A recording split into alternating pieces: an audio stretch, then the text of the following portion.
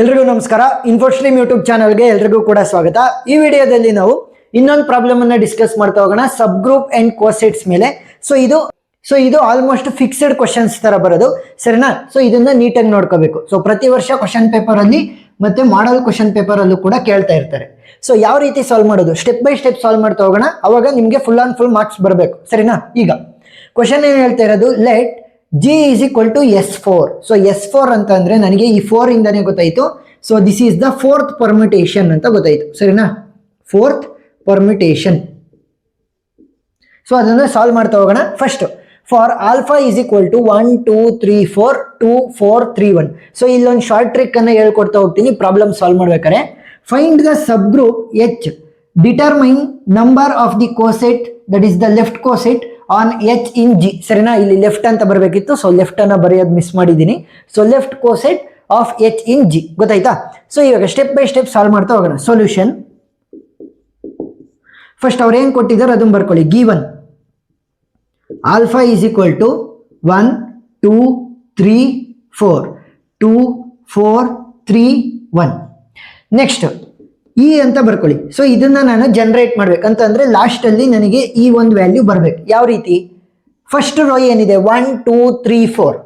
So 1 2 3 4. So ಕೆಳಗಡೆ rho ಅಲ್ಲೂ ಕೂಡ ಅದೇ ವ್ಯಾಲ್ಯೂಸ್ ಬರ್ಬೇಕು, 1 2 3 4, ಸರಿನಾ? So this is the end value which I need. Final answer ನನಗೆ ಈ ತರ ಬೇಕು. 1 2 3 4 ಇದೆ ಅಂದ್ರೆ ಅದರ ಕೆಳಗಡೆ ರೋ ಕೂಡ ನನಗೆ 1 2 3 4 ಇರಬೇಕು. ಈಗ ಸಾಲ್ವ್ ಮಾಡ್ತಾ ಹೋಗೋಣ. ನನಗೆ ಆಲ್ಫಾ ಗೊತ್ತಿದೆ ಅಲ್ವಾ? ನೆಕ್ಸ್ಟ್ ಏನ್ ಮಾಡೋಣ, ಆಲ್ಫಾ ಸ್ಕ್ವೇರ್ ಅನ್ನ ಕಂಡುಹಿಡಿತಾ ಹೋಗೋಣ. ಆಲ್ಫಾ ಸ್ಕ್ವೇರ್ ಅಂತಂದ್ರೆ ಏನು? ಆಲ್ಫಾ ಇಂಟು ಆಲ್ಫಾ ಅಲ್ವಾ? ಎಸ್. ಸೊ ಆಲ್ಫಾ ವ್ಯಾಲ್ಯೂ ಗೊತ್ತಿದೆಯಾ? ಎಸ್. ಸೊ ಆಲ್ಫಾನ 2 ಸಲ ಬರ್ಕೊಳ್ಳಿ, 1 2 3 4. ನೆಕ್ಸ್ಟ್ ಕೆಳಗಡೆ ಏನಿರೋದು 2 4 3 1 ಇಂಟು 1 2 3 4. ಕೆಳಗಡೆ ಏನಿರೋದು 2 4 3 1. ಸೊ ಈಗ ಮಲ್ಟಿಪ್ಲೈ ಮಾಡ್ಬೇಕಾದ್ರೆ ನೀಟಾಗಿ ನೋಡ್ಕೊಳ್ಳಿ. 1 ಎಲ್ಲಿಗೆ ಹೋಗ್ತಾ ಇದೆ? 2ಗೆ ಹೋಗ್ತಾ ಇದೆ. ಸೊ ಇಲ್ಲಿ ನೋಡ್ಬೇಕು 2 ಅನ್ನ. 2 ಎಲ್ಲಿಗೆ ಹೋಗ್ತಾ ಇದೆ? 4ಗೆ. ಇದೊಂಥರ ಟ್ರಾನ್ಸಿಟಿವ್ ತರ. 1 2ಗೆ ಹೋಗ್ತಾ ಇದೆ. ನೆಕ್ಸ್ಟ್ 2 ಎಲ್ಲಿಗೆ ಹೋಗ್ತಾ ಇದೆ? 4ಗೆ ಹೋಗ್ತಾ ಇದೆ. ಇವಾಗ ಏನ್ ಮಾಡ್ಬೇಕು? 1 ಮತ್ತೆ 4 ಅನ್ನ ಮ್ಯಾಚ್ ಮಾಡ್ಬೇಕು, ಗೊತ್ತಾಯ್ತಾ? ಇದೊಂಥರ ಟ್ರಾನ್ಸಿಟಿವ್ ಇದ್ದಂಗೆ. 1 2ಗೆ ಹೋಗ್ತಾ ಇದೆ, 2 4ಗೆ ಹೋಗ್ತಾ ಇದೆ. ಸೊ ಇವಾಗ 1 ಮತ್ತೆ 4 ಅನ್ನ ಮ್ಯಾಚ್ ಮಾಡೋ ರೀತಿ ನೋಡಿ. ಇವಾಗ ಮೇಲ್ಗಡೆ ಆಸ್ ಇಟ್ ಈಸ್ ಬರ್ಕೊಳ್ಳಿ, 1 2 3 4 ಅನ್ನ. ಕೆಳಗಡೆ ಏನ್ ಬರೀಬೇಕು? 1 ಇಂದ 2ಗೆ ಹೋದ್ರೆ 2 ಇಸ್ ಗೋಯಿಂಗ್ ಫಾರ್ 4. ಸೊ 4 ಅನ್ನ ಇಲ್ಲಿ ಬರ್ಕೋಬೇಕು, ಟ್ರಾನ್ಸಿಟಿವ್ ತರ. ನೆಕ್ಸ್ಟ್ 2 4ಗೆ ಹೋಗ್ತಾ ಇದೆ. 4 ಎಲ್ಲಿಗೆ ಹೋಗ್ತಾ ಇದೆ ನೋಡಿ? 1ಗೆ. 2 4ಗೆ ಹೋಗ್ತಾ ಇದೆ. 4 is going to 1. So value ಯಾವ್ದು ತಗೋಬೇಕು? 1 ಅನ್ನ ತಗೋಬೇಕು, ಸರಿನಾ? 2 ಕೆಳಗಡೆ 1 ಆ ತರ. Next 3 is going to 3. ಇಲ್ಲಿ 3 is going to 3. So value 3ನೇ ಆಗುತ್ತೆ. Next 4 is going to 1. ಇಲ್ಲಿ 1 ಎಲ್ಲಿಗೆ ಹೋಗ್ತಾ ಇದೆ? 2ಗೆ ಹೋಗ್ತಾ ಇದೆ. ಸೊ 2 ಅಂತ ತಗೋಬೇಕು. ಈಗ ನೋಡಿ ಇಲ್ಲಿ 1 2 3 4 ಇದೆ. ಅದ್ರ ಕೆಳಗಡೆನೂ ಸೇಮ್ ಬಂದಿದ್ಯಾ? ಸೇಮ್ ಬಂದಿಲ್ಲ.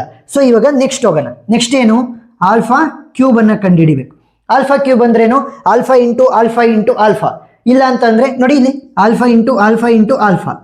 ಅದ್ರ ಬದಲು ನಾನೇನಂತ ಬರಿಬೋದು? ಆಲ್ಫಾ ಸ್ಕ್ವೇರ್ ಇಂಟು ಆಲ್ಫಾ ಅಂತ ಬರಿಬೋದಾ?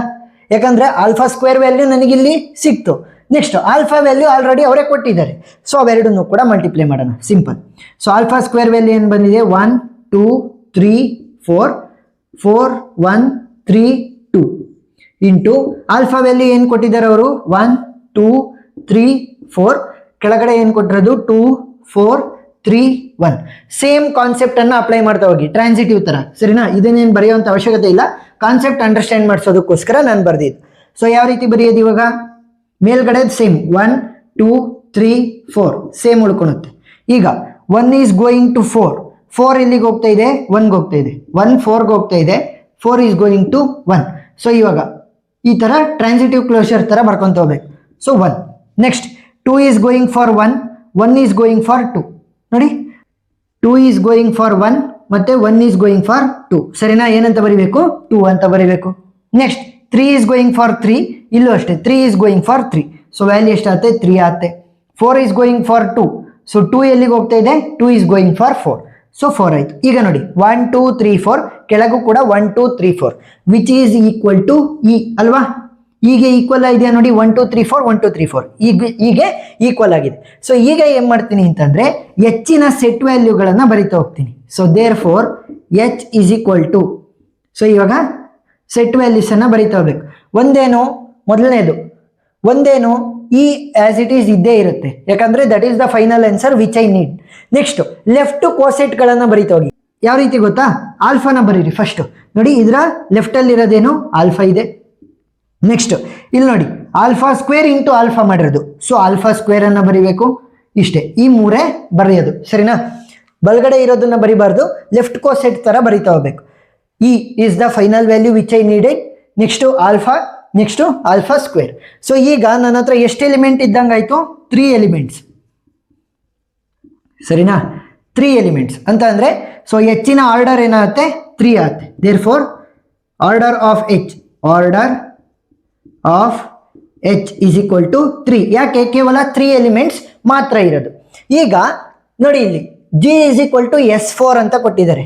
G is equal to S4 ಅಂತ ಅಂದ. ಸೊ 4th ಪರ್ಮಿಟೇಷನ್ ಆಗುತ್ತೆ. ಅಂದ್ರೆ ಇಲ್ಲಿರುವಂತದ್ದನ್ನ ನಾನು ರೀಅರೇಂಜ್ ಮಾಡ್ತಾ ಹೋದ್ರೆ ಎಷ್ಟು ಡಿಫರೆಂಟ್ ಅರೇಂಜ್ಮೆಂಟ್ ಅನ್ನ ಮಾಡ್ಬೋದು. ಎಷ್ಟು ಅರೇಂಜ್ಮೆಂಟ್ ಮಾಡ್ಬೋದು? 4th ಪರ್ಮಿಟೇಷನ್ ಅಂತ ಕೊಟ್ರೆ 4 ಫ್ಯಾಕ್ಟೋರಿಯಲ್ ವೇಸ್, ಗೊತ್ತಾಯ್ತಾ? 4th ಪರ್ಮಿಟೇಷನ್ ಅಂತ ಕೊಟ್ರೆ 4 ಫ್ಯಾಕ್ಟೋರಿಯಲ್ ವೇಸ್, ಈ ತರ 4P0 ಬರ್ದಂಗ ಆಗುತ್ತೆ. So 4 factorial. ಈಗ ನನ್ನ ಹತ್ರ ಇರೋ ಆರ್ಡರ್ ಆಫ್ ಎಚ್ ವ್ಯಾಲ್ಯೂ ಏನು, 3. So order of G 4 factorial ಆಗಿರುತ್ತೆ, ಸರಿನಾ? Order of G will be equal to, ನನಗೆ 4 ಫ್ಯಾಕ್ಟೋರಿಯಲ್ ಸಿಕ್ಕಿದೆ. ನನಗೇನು ಕಂಡುಹಿಡಿಯಕ್ಕೆ ಹೇಳಿರೋದು, determine the number of cosets of H in G.